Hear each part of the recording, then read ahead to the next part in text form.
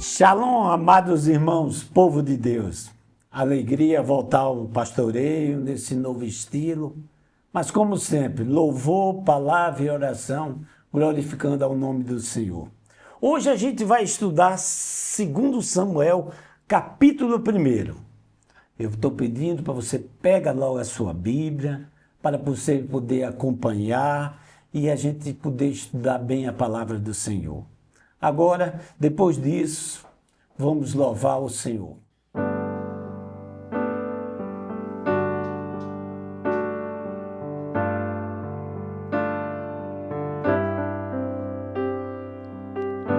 Louvado seja,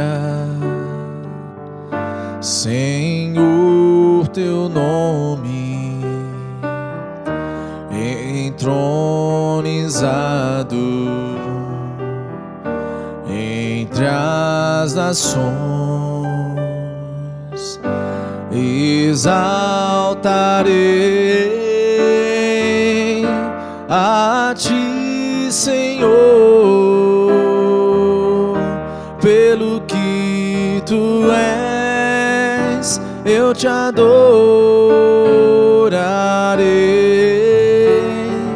Recebe a minha adoração, que é fruto de tua graça a mim e do teu amor que transborda em mim.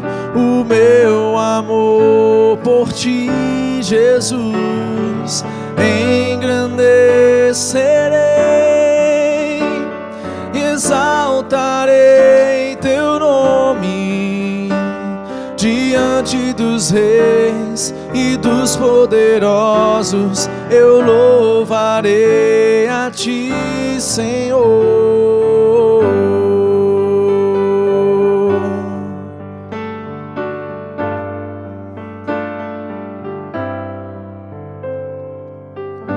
Louvado seja, Senhor, teu nome, entronizado entre as nações. Exaltarei a ti, Senhor, pelo que tu és, eu te adorarei.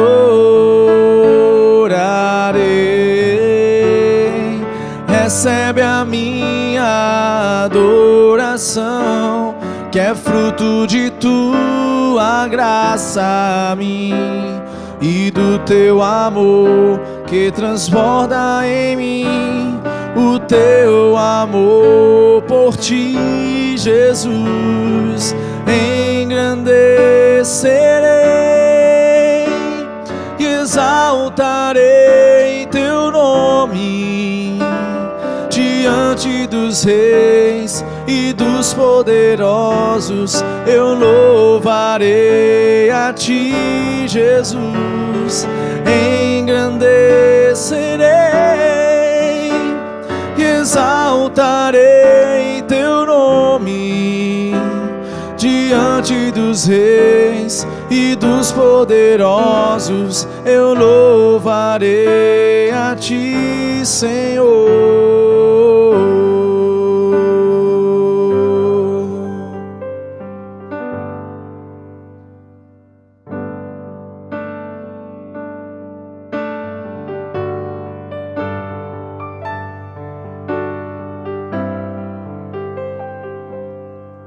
Só de ouvir tua voz, de sentir teu amor, só de pronunciar o teu nome,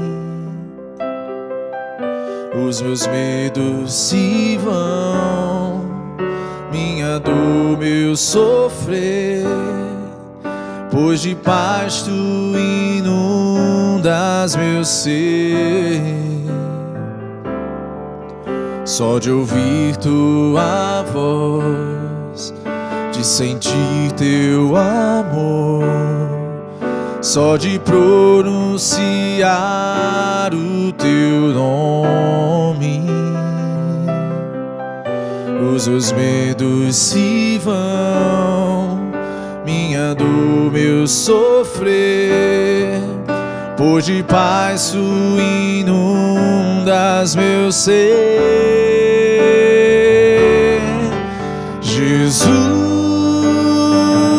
que doce nome,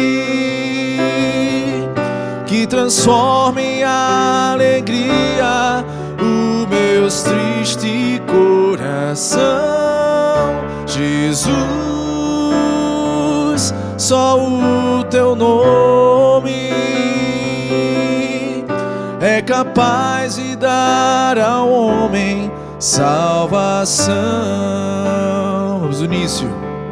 Só de ouvir tua voz, de sentir teu amor, só de pronunciar o teu nome, os meus medos se vão, minha dor, meu sofrer, pois de paz tu inundas meu ser. Cantemos Jesus. Jesus, que doce nome, que transforma em alegria o meu triste coração. Jesus, só o teu nome é capaz de dar ao homem salvação, é capaz de dar ao homem salvação, é capaz de dar ao homem salvação. Amados irmãos, após o louvor ao Senhor, vamos orar ao Senhor, pedindo que Ele nos abençoe na leitura da sua palavra, que a gente possa estudar ela, mas principalmente a gente possa aprender e colocar ela nas nossas vidas. Oremos. Amado Deus, obrigado por me trazer mais uma vez aqui ao pastoreio, podermos ler a tua palavra, Senhor, aprender dela e mais do que nunca, Pai, a gente possa viver ela, Pai. A gente possa ter o conhecimento mental, mas possa colocar isso em vida, Senhor. E que a gente possa se aproximar mais e mais do nosso Senhor Jesus Cristo. O Senhor abençoe essa palavra para aqueles que ouvem, possam entender, Teu Espírito Santo possa trabalhar no coração dos irmãos. Em nome de Jesus, amém. Bíblia aberta, 2 Samuel, capítulo 1. A Bíblia dos Hebreus não separava 1 e 2 Samuel, conforme fazem nossas Bíblias hoje. A partir da versão da Septuaginta, que é a tradução do hebraico para o grego, feito por 70 judeus, foi o primeiro dos documentos históricos a apresentar esses dois livros separadamente. Então a gente tem hoje o 1 Samuel e o 2 Samuel, que tratam basicamente de 3 personagens. O primeiro, Samuel, o último dos juízes de Israel, que também foi o precursor da era dos profetas. Ele está em 1 Samuel. Depois vem Saul, o primeiro rei de Israel. Também está em 1 Samuel. E o terceiro personagem é Davi, o segundo rei de Israel. Acha-se tanto em 1 Samuel quanto em 2 Samuel, onde relata em 2 Samuel o governo de Davi. Tá certo? No capítulo 1 do 2 Samuel, um contexto. Vamos ver um pouquinho antes e um pouquinho depois desse 1 Samuel, qual é a ligação. A ligação dele vem com o reinado de Saul no passado. Durante 10 anos, Davi foi um exilado com a cabeça a prêmio, fugindo de Saul e esperando o momento em que Deus colocaria ele no trono de Israel. 1 Samuel, estou falando da parte final de 1 Samuel. Durante esse período difícil, Davi cresceu em sua fé e em seu caráter piedoso. E Deus o preparou para o trabalho do qual o havia incumbido. Esse foi o final de 1 Samuel. Já no 2 Samuel, Davi é apresentado como rei de Judá. Reinou por 7 anos, primeiro em sua tribo de Judá. A gente está em 2 Samuel, capítulo 1 ao capítulo 4. Depois, do capítulo 5 ao 24, Davi, rei sobre Judá e Israel, sobre todas as 12 tribos. Agora, nós vamos começar o estudo aí. Espero que o irmãozinho acompanhe os textos bíblicos. Eu vou ler versículo por versículo e vamos estudar ele no detalhe. Eu gosto de estudar assim, você vai estranhar um pouquinho. Eu gosto de estudar de vez em quando uma palavrinha só, tá certo? E eu quero começar logo nesse 2 Samuel 1:1 com uma palavrinha. Eu vou lendo e vou comentando cada palavrinha, cada trechinho. Veja só, que 2 Samuel, capítulo 1, versículo 1, liga o quê? A primeira palavrinha que tem é depois. Então a gente vê logo que 2 Samuel começa vinculando o seu material ao último capítulo de 1 Samuel, como uma continuação do livro anterior, tá certo? Depois o versículo diz, depois da morte de Saul, que está lá em 1 Samuel 31, 4 a 6. Eu vou ler esse verso, tá certo? Vai ser importante no entendimento do estudo de Samuel 2 Samuel 1. Diz assim, então disse Saul ao escudeiro, arranca tua espada e atravessa-me com ela, para que, porventura, não venham estes incircuncisos e me trespassem e escarneçam de mim. Porém, o seu escudeiro não o quis, porque temia muito. Então Saul tomou da espada e se lançou sobre ela. Vendo, pois, o seu escudeiro, que Saul já era morto, também ele se lançou sobre a sua espada e morreu com ele. Morreu, pois, Saul e seus 3 filhos. Voltando para o texto do capítulo 1 de 2 Samuel, versículo 1, diz assim, depois da morte de Saul, voltando Davi da derrota dos amalequitas. Que derrota foi essa? Os amalequitas haviam invadido a cidade de Ziclage, de Judá, levando todo o povo e as riquezas e deixando a cidade arruinada. Em sua providência, Deus conduziu Davi ao acampamento dos amalequitas e derrotou os amalequitas. Continuando o texto lá do capítulo 1, verso 1, no finalzinho diz assim, estando já 2 dias em Ziclage, após retornar Davi com as mulheres e as crianças que resgatou com todos os bens da cidade, bem como os despojos que os amalequitas haviam juntado em seus ataques. Davi esperou notícias do campo de batalha, da guerra que Saul travava com os filisteus. 1 Samuel 29 e 30. Vamos ao versículo 2, tá certo? Agora preste atenção aí que a gente vai ter um mensageiro dissimulado, disfarçado, um aproveitador. O versículo 2 começa assim, sucedeu ao 3º dia, aparecer do arraial de Saul um homem.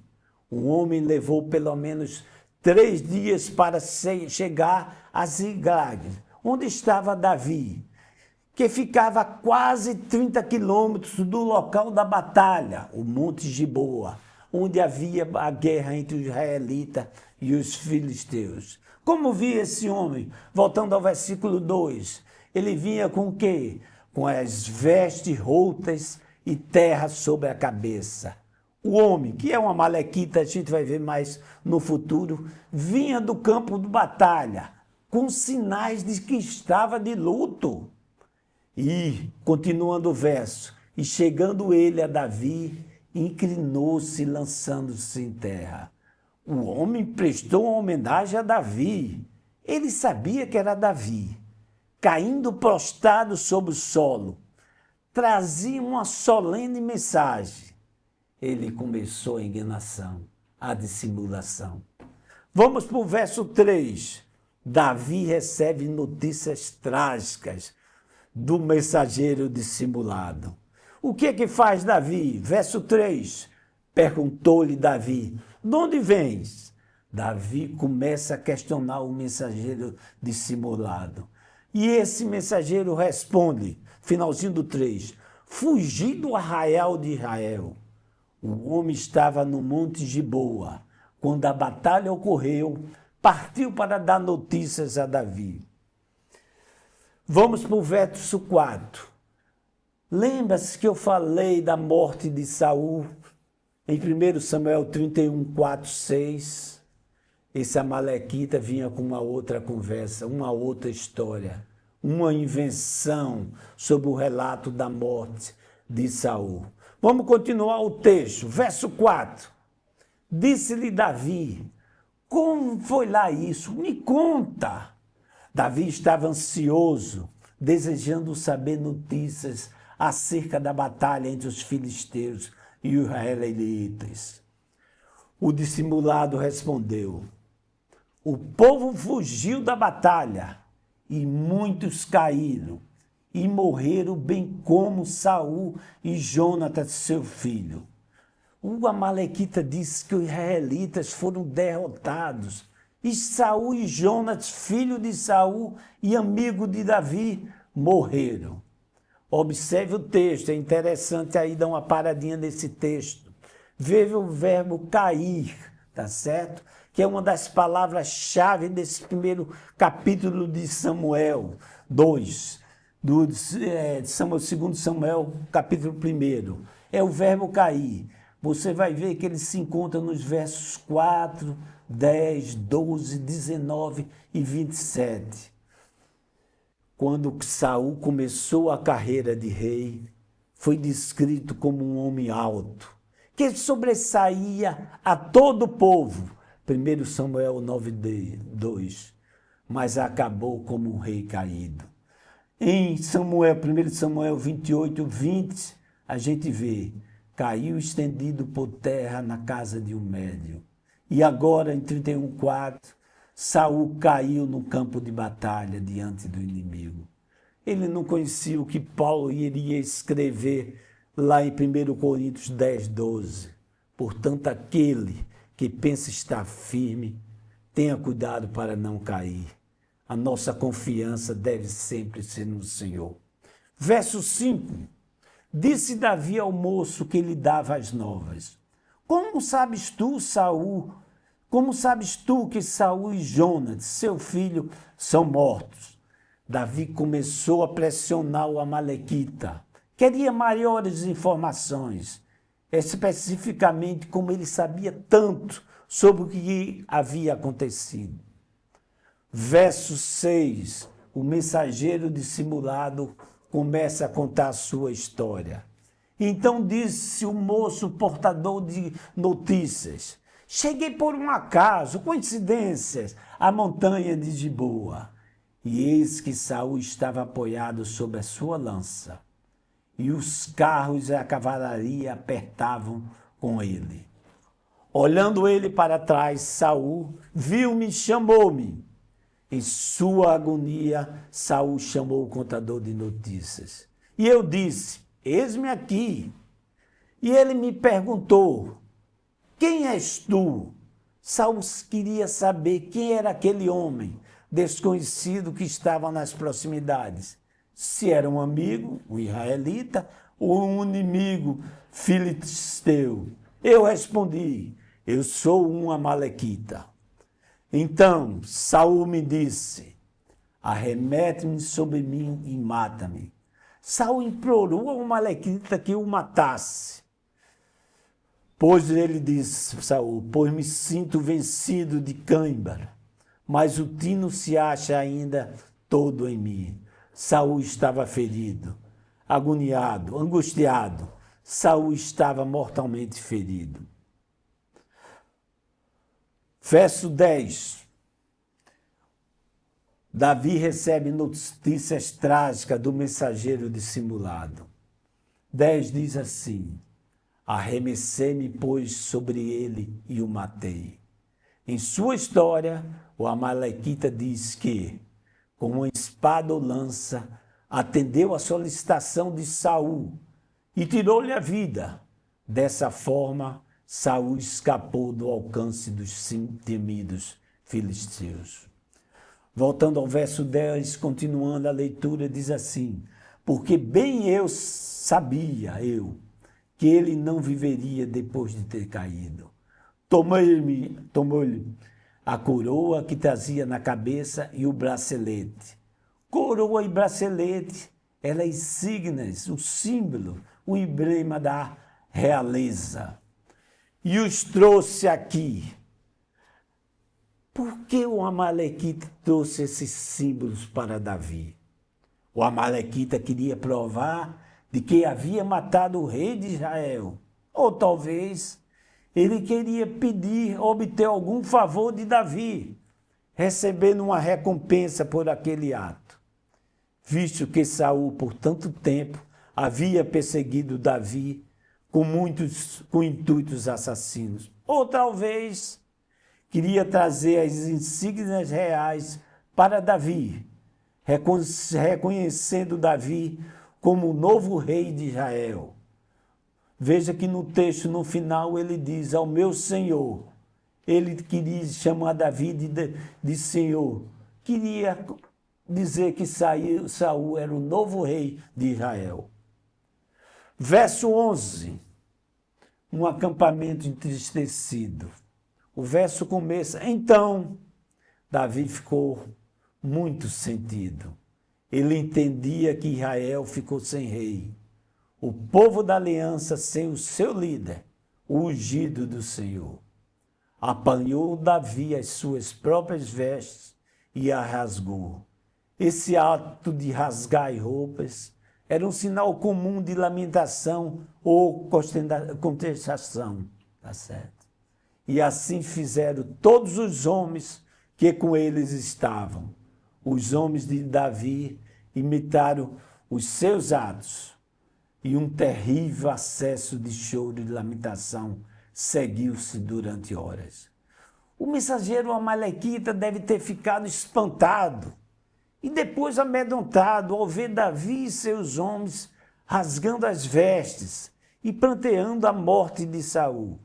Ele havia pensado que todos se alegrariam ao ouvir a notícia da morte de Saul, sabendo que isso significava o fim de seus dias perigosos como fugitivo.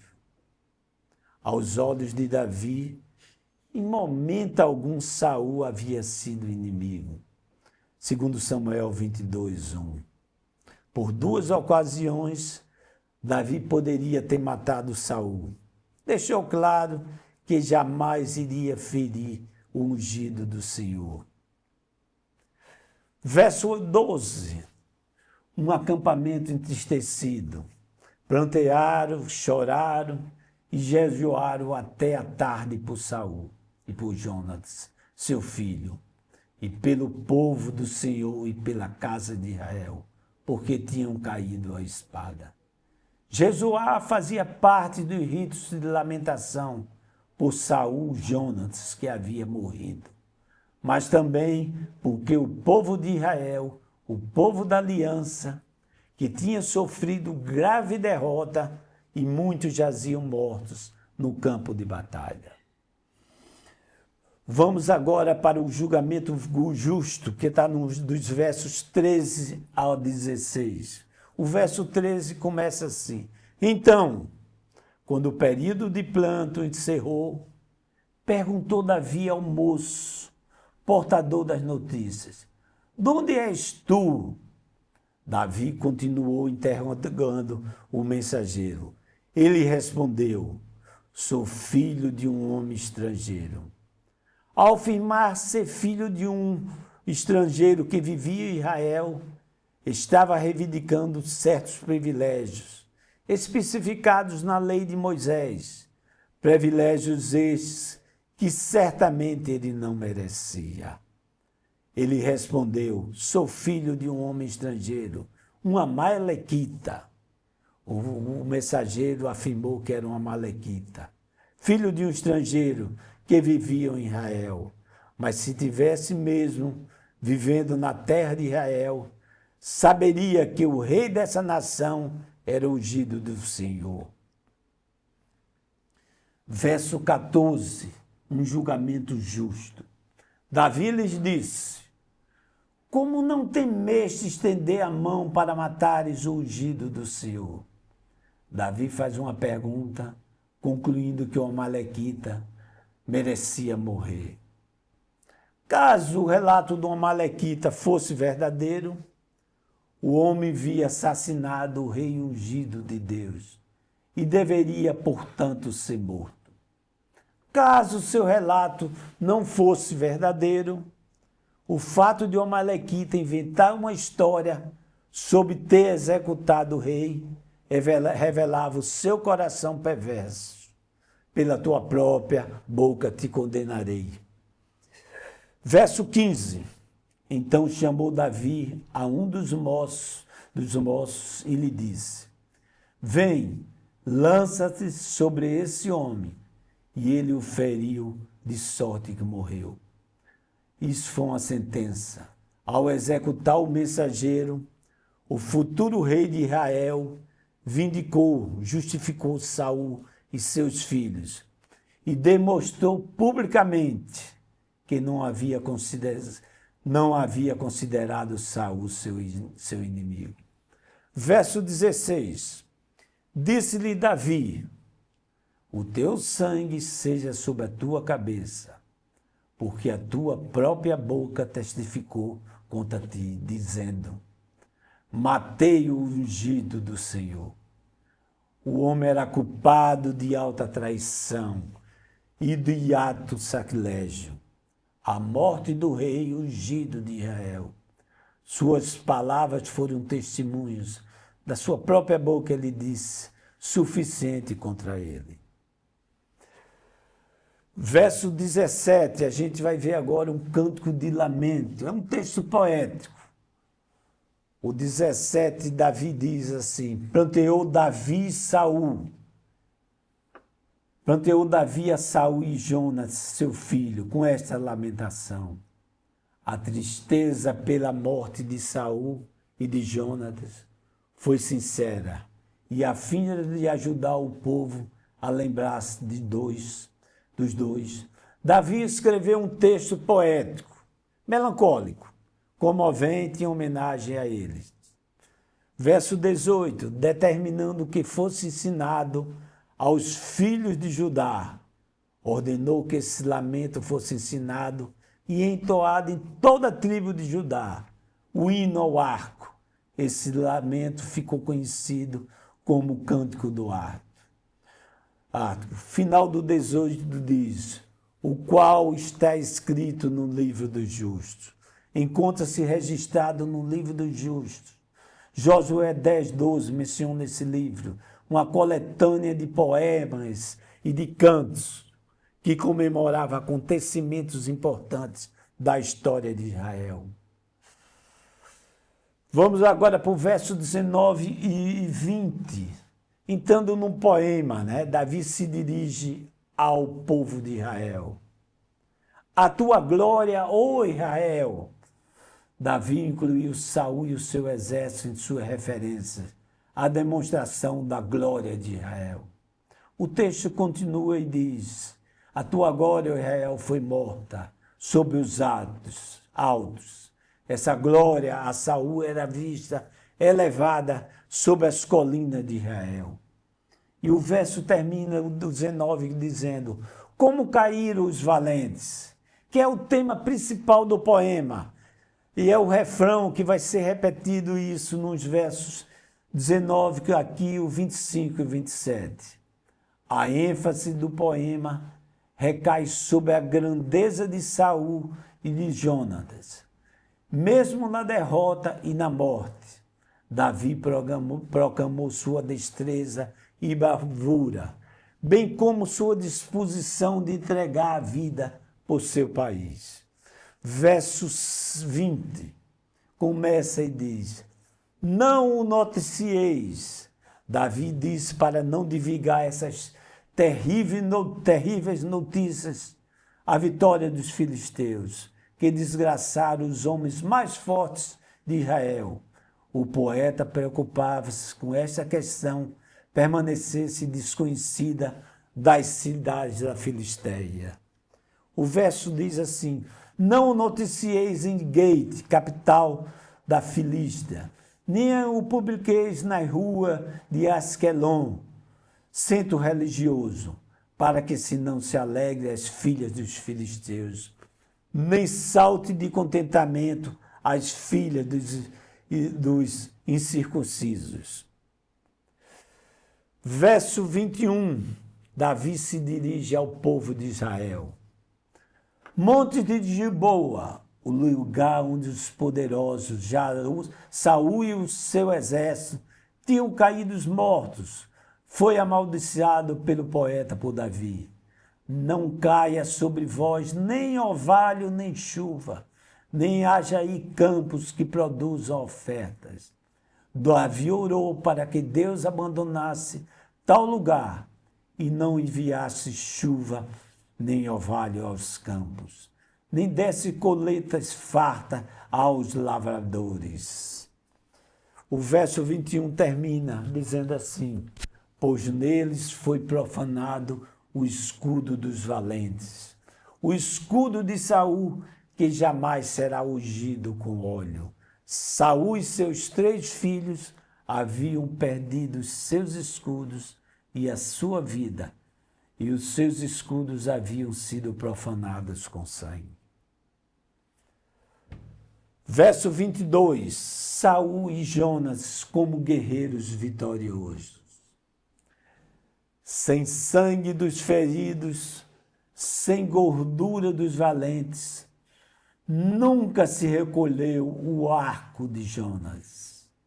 Davi coloca, está certo, uma mensagem para Jonas, pois as setas de Jonas sempre acertaram o seu alvo, era um guerreiro dedicado. E no final do verso 22 ele fala sobre Saul e diz: nem voltou vazia a espada de Saul, sempre certeira Saul, protegendo o seu povo. Verso 23 diz assim: Saul e Jonas eram homens de guerra. E Davi vai fazer um elogio nesse verso 23, dizendo assim: queridos e amáveis, tanto na vida como na morte, não se separaram. Eram mais ligeiros do que as águias, mais fortes do que os leões. Apesar de o exército de Israel ter sido derrotado, Davi queria que o povo se lembrasse da grandeza do rei e de seus filhos. Verso 24, Davi se dirige às filhas de Jerusalém. Diz assim: vós, filhas de Israel, chorai por Saul, que vos vestia de rica escarlata, que vos punha sobre os vestidos adornos de ouro. Em suas realizações, Saul tinha enriquecido a Israel. As filhas de Israel foram convocadas a chorar pelo homem que lhe trouxera excelentes trajes e glória, riqueza para Israel. Verso 25 começa assim: como caíram os valentes. Novamente, Davi volta a mencionar o refrão da poesia, enaltecendo a vida de Saul e Jonatas. No meio da peleja, Jonatas sobre os montes foi morto. repete a afirmação que Jonatas caiu nos lugares altos de Israel, o que já fora dito nos versos 19 e 21. No verso 26, Davi escreve dizendo: angustiado estou por ti, meu irmão Jonatas. Nesse final do poema, a ênfase está em Jonatas, o grande amigo de Davi, que diz ainda assim: tu eras amabilíssimo para comigo. Excepcional era o teu amor, ultrapassando o amor de mulheres. Davi tinha um pacto de guerra, proteção e sustento com Jonatas, que o livrou algumas vezes das mãos de Saul. Davi vai honrar este pacto no futuro com o filho de Jonatas, Mefibosete, que era um príncipe herdeiro de Saul, que foi criado na casa de Davi. A gente vai ver isso em 2 Samuel 9. E o último versículo, ele repete e começa repetindo o refrão: como caíram os valentes, 3 vezes mencionados no poema, uma referência a Saul e Jonatas, e pereceram as armas de guerra. Aí é um paralelismo poético que fazia de Jonatas e Saul as próprias armas de guerra.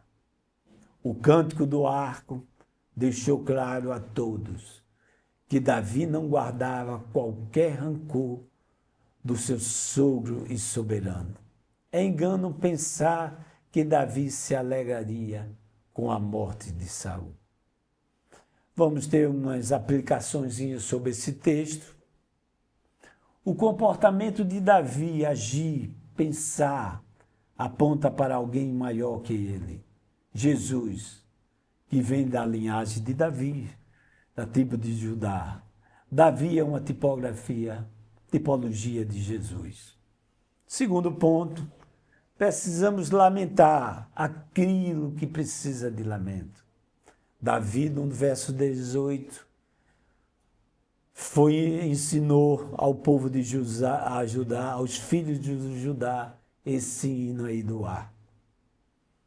E para terminar, uma aplicaçãozinha, cuidado com os aproveitadores, né? Esses dissimuladores que nos cercam nos nossos trabalhos, nas nossas escolas, estão nos querendo oferecer um bracelete e uma coroa tentando nos enganar. Que o Senhor abençoe a sua palavra. Vamos orar, agradecendo pela sua palavra, que sirva ela para as nossas vidas, a gente possa estudar, aprender dela e aplicar. Pai, obrigado pela tua palavra lida, Senhor. Obrigado porque ela fala o nosso coração, Senhor. Obrigado pelo exemplo de Davi, que sempre viu, respeitou o ungido do Senhor, Pai. Um homem que perseguiu ele, mas ele viu que foi o Senhor que colocou ele no reino. Louvado seja o teu nome, que o Senhor possa nos abençoar, Senhor, e a gente possa aplicar essa tua palavra em nossas vidas. Em nome de Jesus. Amém.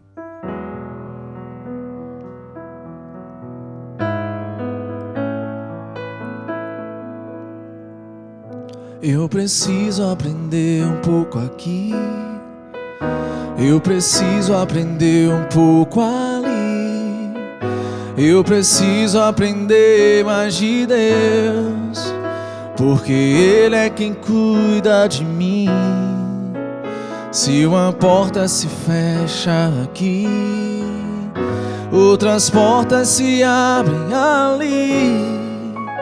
Eu preciso aprender mais de Deus, porque Ele é quem cuida de mim.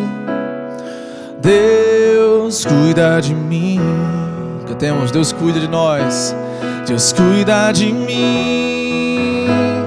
Na sombra das suas asas, Deus cuida de mim. Eu amo a sua casa e não ando sozinho, não estou sozinho, pois sei, eu sei, Deus cuida de mim. Deus cuida de mim. Na sombra das suas asas, Deus cuida de mim. Eu amo a sua casa e não ando sozinho. Não estou sozinho por ser. Deus cuida de mim.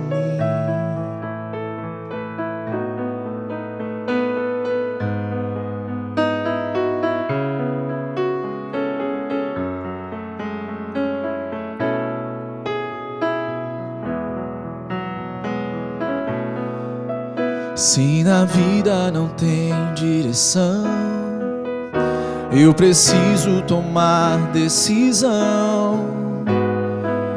Eu sei que existe alguém que me ama e Ele quer me dar a mão.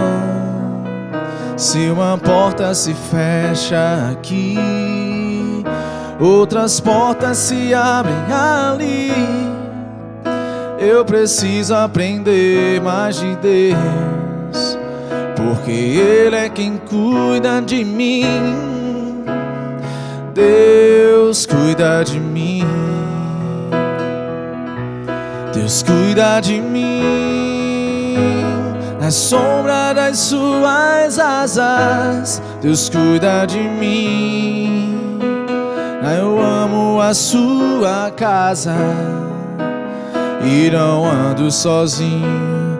Não estou sozinho, pois sei, eu sei, Deus cuida de mim. Deus cuida de mim. Na sombra das suas asas, Deus cuida de mim. Eu amo a sua casa e não ando sozinho. Não estou sozinho, pois sei, Deus cuida de mim.